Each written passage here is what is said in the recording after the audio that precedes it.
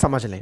साथियों, अक्सर एक बड़ी परेशानी देखी गई है, जब भी आप ये जानें कि अफगानिस्तान तक भारत कैसे पहुंचे, तो भारत के पास के रास्तों में या तो हम पाकिस्तान क्रॉस करके जाएं या फिर ईरान होते हुए हम अफगानिस्तान जाएं। अफगानिस्तान में हम अपने हितों की रक्षा कैसे करें, यह हमारे लिए बड़ी चिंता का विषय रहा है। आप पूछेंगे कि ऐसा क्यों, अफगानिस्तान भारत के लिए चिंता का विषय क्यों रहा? क्योंकि एक बार जब भारत का विमान हाईजैक हुआ था तब वो अफगानिस्तान ही गया था। हमारे पास कोई तरीका नहीं था कि हम अफगानिस्तान से अपने अपहृत जो विमान है उसे कैसे वापस लाएं। उस समय हमें यह जरूरत महसूस हुई कि अफगानिस्तान में जिस तरह से तालिबान का शासन है, कल को अगर अफगानिस्तान पर हमें कोई कार्रवाई करनी हुई तो हमें अफगानिस्तान के नजदीक कोई ना कोई अपना ठिकाना चाहिए। यही कारण है कि हमने ताजिकिस्तान से दोस्ती की। 1992 के बाद, यानी कि जब से ताजिकिस्तान बना है तब से लेकर भारत ताजिकिस्तान से बहुत मित्रता रखते आया है, और वो मित्रता केवल एक फायदे के लिए कि कल को अफगानिस्तान में कोई गड़बड़ होती है, कल को कोई हमारा विमान चला जाए या कोई भी ऐसी हरकत अफगानिस्तान द्वारा हो, तो उसे काउंटर करने के लिए हम ताजिकिस्तान का यूज करें। यही कारण है कि इनकी राजधानी दुशांबे के नजदीक ही एक जगह है, उस जगह का नाम है आयने विलेज। इस आयने विलेज को आप ताजिकिस्तान के पास ही पाते हैं। यहां पर भारत ने अपना एक सैन्य अड्डा बनाया हुआ था उस दौर में जब यहां पर तालिबान बहुत महत्वपूर्ण तरीके से कार्य करता था। मतलब एक तरह से समझिए कि तालिबान ही यहां का आतंक का पर्याय बना हुआ था। उस दौर में हमने दुशांबे के नजदीक आयने में अपना सैन्य अड्डा बनाया हुआ था। यह सैन्य अड्डा रिसेंटली भी 2022 में सुर्खियों में आया। उससे पहले जब अफगानिस्तान से छूट करके अमेरिकी सैनिक हट रहे थे और यहां से लोग भाग निकल रहे थे, उस समय कई भारतीयों को और नेपालियों को जो यहां फंसे हुए थे उनको निकालने में भी हमने ताजिकिस्तान बेस का उपयोग किया था। तो ताजिकिस्तान भारत के साथ भी मित्रवत रहा है और भारत इसमें काफी इंटरेस्ट रखता रहा है। चलिए, ये तो भारत का इंटरेस्ट हुआ। फिलहाल के लिए हम वापस लौटते हैं चाइना के इंटरेस्ट पर। जैसा कि आप सभी जानते हैं कि चाइना अफगानिस्तान में बड़ा इंटरेस्ट ले रहा है। किस बात का इंटरेस्ट ले रहा है? कि भाई अफगानिस्तान में लिथियम के भंडार मिल सकते हैं जिनको वो एक्सट्रैक्ट कर ले, और चूंकि यहां का नोटोरियस कंट्री है ये इस पूरे क्षेत्र का, अगर पाकिस्तान में चाइना अपने इन्वेस्टमेंट को सुरक्षित रखना चाहता है तो अफगानिस्तान को दबा के रखना होगा। इसके लिए इसने एक तरफ तो पाकिस्तान पर कंट्रोल कर लिया, क्योंकि चाइना पाकिस्तान इकोनॉमिक कॉरिडोर के थ्रू इसने प्रॉपर तरीके से पाकिस्तान में अपना नियंत्रण स्थापित कर लिया। ऐसे ही अफगानिस्तान के उत्तर में एक देश जो ताजिकिस्तान है, यह बड़ा गरीब देश था। इस गरीब देश के पास कोई समृद्धि नहीं है, सूखा पड़ा हुआ है, पहाड़ी क्षेत्र है, लेकिन हां इसके पास माइंस बहुत हैं। लगभग 50 प्रकार के मिनरल्स पाए जाते हैं, यानी यहां पर गोल्ड के, सिल्वर के प्रचुर भंडार पाए जाते हैं। ऐसी स्थिति में चाइना ने क्या किया? अफगानिस्तान को काउंटर करने के लिए ताजिकिस्तान से मित्रता की। आप जानकर आश्चर्य करेंगे कि इस समय ताजिकिस्तान की चाहे पार्लियामेंट बिल्डिंग हो, चाहे सड़कें हो, चाहे सुरंगें हो, चाहे खाने पीने का सामान हो, चाहे टैक्सी हो, चाहे मॉन्यूमेंट्स हो, इवन इलेक्ट्रिसिटी बोर्ड तक जो चाइना ने, ताजिकिस्तान ने लगे हैं, वो सारे चाइनीज लगे हुए हैं। यानी चाइना ने इसको पूरी तरह से फ्लडेड कर दिया चाइना से। अब और तो इंटरेस्टिंग बात यह है कि ताजिकिस्तान के अंदर जो वर्कर्स भी काम करने आए हुए हैं वो चाइनीज है, कंपनी चाइनीज है। पार्लियामेंट बिल्डिंग विचार करिए कि चाइना बना रहा है, हाई राइट्स बिल्डिंग चाइना बना रहा है, यानी एक तरह से समझिए कि ये एक्सटेंडेड चाइना बन गया ताजिकिस्तान। लेकिन आपके दिमाग में प्रश्न बनेगा कि ताजिकिस्तान में इतना इंटरेस्ट क्यों लिया इसने? इसके दो बड़े कारण हैं। चाइना डरता है अफीम से। आप पूछेंगे किससे? अफीम से। अब ये अफीम की क्या कहानी है वो समझिए। देखिए, एक समय की बात है जब भारत पर ब्रिटिशर्स का शासन हुआ करता था, तो भारत के ब्रिटिशर्स ने चाइना पर शासन करने के लिए खूब प्रयास किए, लेकिन वो प्रयास सफल नहीं हुए। लेकिन उन्होंने इन प्रयासों को सफल बनाने के लिए चाइनीज लोगों को अफीम खिला दी। अब ये बात आपको एक पल के लिए मजाक लग सकती है, लेकिन ये वास्तविकता है। चाइना के, भारत के द्वारा जो ब्रिटिशर्स थे, भारतीय ब्रिटिशर्स ने चाइना में अफीम का व्यापार इलीगल तरीके से एंट्री कराया और चाइना में लोगों को अफीम की आदत लगा दी। जो चाइनीज सेना पहले काफी ताकतवर हुआ करती थी, जो काफी अपने आप की खुददारी के लिए जानी जाती थी, वो अफीम के लत के कारण कमजोर पड़ गई और ब्रिटिशर्स ने इसे हराया। और इसी के चलते कहते हैं चाइना और भारत के बीच, या चाइना और ब्रिटेन के बीच में ओपियम वॉर चला था। ठीक है, और उसके बाद में चाइना सरेंडर कर दिया और तब जाकर चाइना पर ब्रिटिशर्स का शासन हुआ। खैर, कट शॉर्ट करते हैं इस पूरी कहानी को।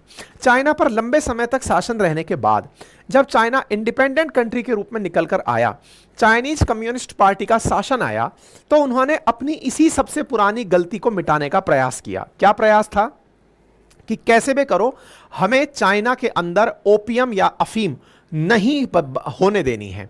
मतलब एक हद यह हो गई थी कि एक समय पर, जिस समय ब्रिटिशर्स का चाइना पर शासन था, उस समय अफीम का सबसे बड़ा केंद्र चाइना हुआ करता था। दुनिया भर में यहीं से अफीम को एक्सपोर्ट किया जाता था। इतनी ओपियम पैदा होती थी, यहां के लोग खा खा के पड़े रहते थे। चाइना का पूरी तरह से मतलब हालात ही खराब कर दिए थे।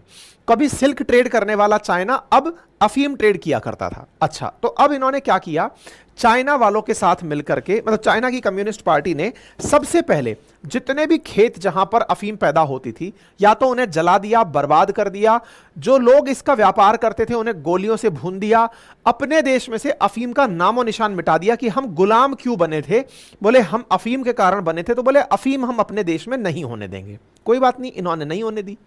लेकिन इनके यहां से निकली हुई अफीम की जो टीम थी, जो अफीम पैदा करना जानती थी, वो यहां से तो निकल गई, लेकिन पड़ोसी देशों में जाकर जगह बना ली। आज दुनिया में सबसे ज्यादा जो अफीम पैदा होती है जिन जगहों पर, वो सब चाइनीज निकले हुए अफीम निर्माता ही हैं। वो लोग कौन से हैं? तो चाइना ने अपने दक्षिण में, जो म्यांमार है, लाओस और थाईलैंड है, यहां पर 3 देश मिलकर के वर्तमान में दुनिया के अफीम का सबसे बड़ा केंद्र बनकर बैठे हैं, जिसे आप गोल्डन ट्रायंगल के नाम से जानते हैं। वहीं दूसरी ओर, मतलब चाइना के एक और, यानी इस तरफ अगर देखेंगे तो इस तरफ म्यांमार वाला जो बॉर्डर है वहां पर गोल्डन ट्रायंगल है, और दूसरी तरफ अफगानिस्तान, ईरान और पाकिस्तान, यहां पर गोल्डन क्रीसेंट यानी कि चंद्राकार आकृति। ईरान, पाकिस्तान और अफगानिस्तान ये सेकंड हाईएस्ट अफीम कल्टीवेटर है वर्ल्ड का। चूंकि अफीम पूरी तरह प्रतिबंधित है, नशीला पदार्थ है, नार्कोटिक्स के तहत इसके ऊपर केस होता है, लेकिन तालिबान की कमाई का सबसे बड़ा साधन इस समय पर अफीम ही बना हुआ है। जिस अफीम से चाइना डरता था, अब यह अफीम इसने अपना घर साफ करके पड़ोसी देशों में तो डाल दी। एक तरफ म्यांमार में डल गई, एक तरफ अफगानिस्तान में डल गई। यही अफगानिस्तान चाइना के साथ बॉर्डर साझा करता है। यह चाइना के साथ इसका बॉर्डर है। अब दिक्कत क्या है कि तालिबान से जब इनकी मित्रता हो रही है चाइना वालों की, और अफगानिस्तान की अपनी कमाई का मेजर हिस्सा इस अफीम के अवैध व्यापार से ही आता है। इस अफीम के अवैध व्यापार से जो पैसा प्राप्त करता है अफगानिस्तान, उससे वो स्मगलिंग और आर्म्स स्मगलिंग बढ़िया से करता है। तो जिन लोगों को चाइना में कभी आदत पड़ गई थी कि हां हम कभी अफीम खाएंगे, वो लोग तो अभी यहां से निकाल ले रहे हैं। और इस कारण से अफगानिस्तान से ये वाला क्षेत्र काफी बड़ा ट्रेड रूट बना हुआ है। चाइना का कहना है कि मैं इस जगह को तो कंट्रोल कर लेता हूं अपने लेवल पर। कैसे? यहां पे तो मैंने चाइनीज सेना खड़ी की हुई है, लेकिन ये लोग ताजिकिस्तान में घुस करके और फिर चाइना के अंदर घुसे आते थे। तो बोले इस कारण से यहां पर भी मैंने एक चौकी बना दी है ताजिकिस्तान के अंदर, ताकि अफगानिस्तान से अगर कोई इलीगल स्मगलिंग ऑफ हेरोइन करेगा तो उसे मैं काउंटर कर सकूं। यह चाइना का वर्जन है। हालांकि चाइना अभी भी डिनायल मोड में है, लेकिन टेलीग्राफ तो बकायदा वहां पर मैक्सर की इमेज लेकर घूम गया कि देखो ये रहा, सैटेलाइट इमेज तक निकाल के उसने दिखा दी। एनीवे, तो ताजिकिस्तान की वर्तमान स्थिति समझ में आई। फिर से समझ लीजिए, अफगानिस्तान पर चाइना को कंट्रोल करना था। इसके 2 तरीके थे। एक, पाकिस्तान को कंट्रोल में लेना, जो ले चुका, और एक इसके उत्तर में ताजिकिस्तान को कंट्रोल में लेना, जो कि पूरी तरह लिया जा चुका है। और तो और, जिस आइनी विलेज में हमने कभी सैन्य अड्डा बनाया था, उस आइनी विलेज में बकायदा इन्होंने माइनिंग के लिए गांव बसा दिए हैं। अपने जो लोग थे, मतलब ताजिकिस्तान के जो अपने लोग थे, उनको यहां से निकालकर चाइनीज लोग अब यहां रहने लग गए हैं। पूरी तरह ताजिकिस्तान चाइना में हो चुका है। ठीक है, तो उम्मीद है कि आप लोगों को यह बात समझ में आ जाए। यह रहा आइनी विलेज, जिसको गिसार एयरपोर्ट कहते हैं। 2000 बाद के बाद यह सक्रिय नहीं है। चाइना का यहां पर जो प्रयास है वो कैसे हुआ? तो आंसर है कि इन्होंने इन्हें कर्ज का जाल दिया कि सबसे पहले आप कर्ज लो। कहते हैं कि यूएस और चाइना और इनके बीच में $2 बिलियन का ट्रेड होता है, लेकिन उस ट्रेड में चाइना वाले अपना सामान डाल डालकर कम से कम 400 चीनी कंपनियों को यहां पर लॉन्च कर चुके हैं।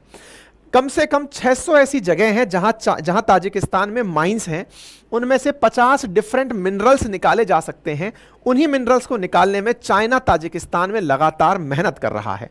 एक इसके जिम्मेदार यहां के राष्ट्रपति भी हैं। कहां के? ताजिकिस्तान के। इनका नाम कुछ मैनन रेमन करके है। ये जो व्यक्ति है ना, असल में 1994 से लेकर आज तक और 96 से लेकर आज तक ये व्यक्ति ताजिकिस्तान का राष्ट्रपति बना हुआ है।